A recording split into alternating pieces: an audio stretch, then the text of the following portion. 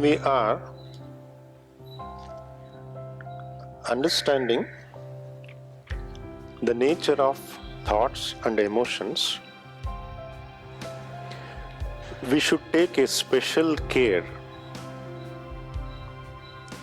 where the understanding of thoughts and emotions should not create more thoughts and more emotions, or should not create unnecessary thoughts and unnecessary emotions. That is more nicer way to present it, because thoughts and emotions are part and parcel of our life. It's required.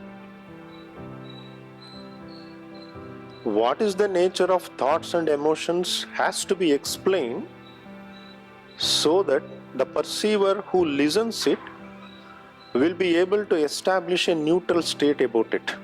Neutral state in the sense, you will not have a kind of resistance when you are feeling emotions to express, or you are very loose in emotions, or you don't have any control on your emotions at all.